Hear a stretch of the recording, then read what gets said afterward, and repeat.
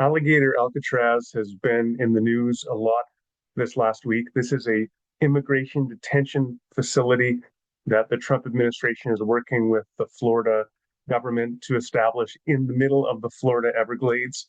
It is the nickname for this facility, reflecting on Trump's own obsession with reinstituting Alcatraz or recommissioning Alcatraz, and the image of Alcatraz as a prison that is surrounded by a natural barrier that prevents escape. Similarly, the Florida Everglades present a natural barrier to escape through the ubiquity of water and pythons and alligators. And Trump has repeatedly mused publicly about migrants trying to escape the facility and getting eaten by alligators. He finds that to be very funny.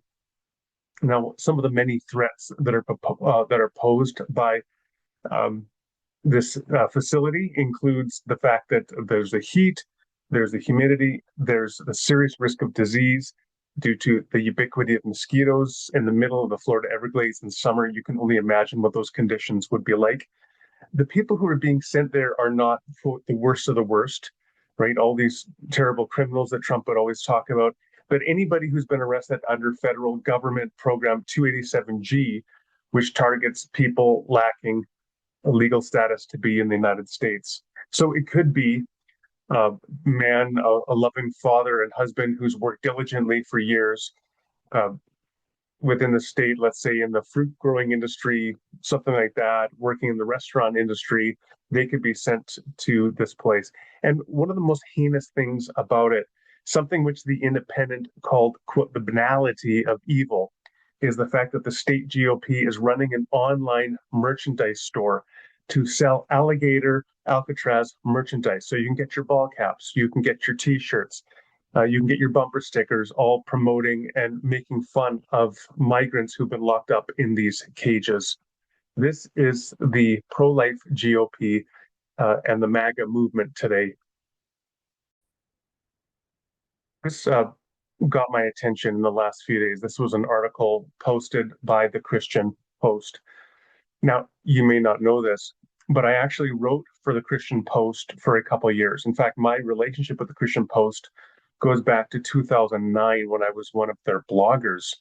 And I blogged with the Christian Post for a couple of years, I think until 2011. And then eventually I shifted, maybe 2010, and I shifted over and started my own blog on my um, randallrouser.com website. But then I went back and started writing articles for the Christian Post, I think 2018, 19. And if you search my name, Randall Rouser, and Christian Post, you'll see where I wrote many articles for them. I eventually stopped writing for them, interestingly, because they stopped publishing what I would send them. The reality is, I always knew that the Christian Post was a fundamentalist, right wing Christian news agency. But since 2015 and Donald Trump and the MAGA movement, they've become increasingly magnified. And it became increasingly difficult for me to find my opinions to be welcome on their site. So this didn't surprise me when I saw this headline. Christians can love all people and support Alligator Alcatraz, evangelical group says.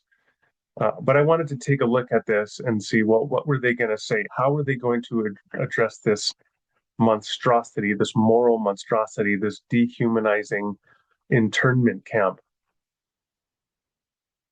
So the article begins by introducing it, and then we get to, oh, okay, so the group they're talking about is Shariah Coulter, who's chief communications officer at the Danbury Institute, which is a nonpartisan association of evangelical churches based in Dallas, Texas. I looked online for the Danbury Institute and their mission. They want to essentially make America a Christian society, and their three main foci would be, first of all, pro-life. Let's just leave that one aside for a moment, but pro-life. Number two is anti-gay marriage and anti-transgenderism. And number three is pro-religious freedom. Let's start with number three. I suspect their interest in religious freedom is particularly skewed to Christians. I suspect their interest in defending religious freedom is not, as it would be with the ACLU, also focused on defending religious minority groups like Muslims, for example. That's just a guess. But go back to number one. They say that they're pro-life. And again, for them, as for so many conservative evangelicals and fundamentalists, pro-life is reduced to concern for the fetus in utero. That's what pro-life is. In fact, it's even narrower than that. It's now really concern for the fetus of citizens and people who are permanent residents in the United States. Concern for those fetuses. That's really what it is to be pro-life for folks like this. Anyway, so we have Shariah Coulter, and this is her great defense of Alligator Alcatraz.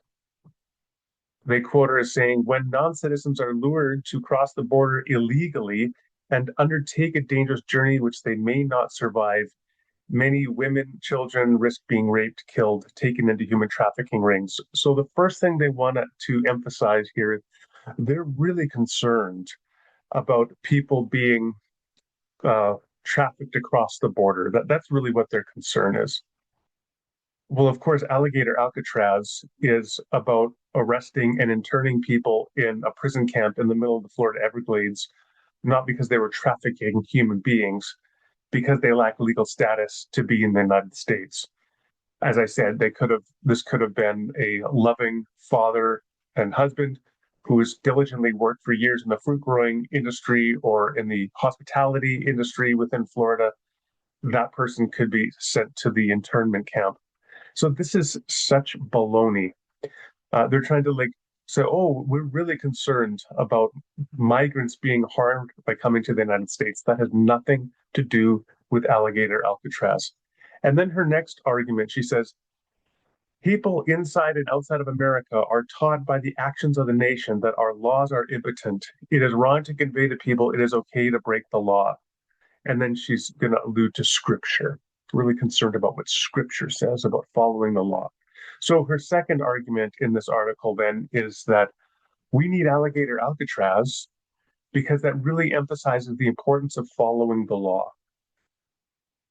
As if somehow having an internment camp, a prison camp in the middle of the Florida Everglades, and then selling merchandise and calling it Alligator Alcatraz and sending hardworking fathers and husbands who are working for years in the fruit growing industry and the hospitality industry, sending them to these prison camps in the middle of the Florida Everglades is somehow a really important witness to show how we affirm the rule of law and submit to that rule of law as in Romans 13.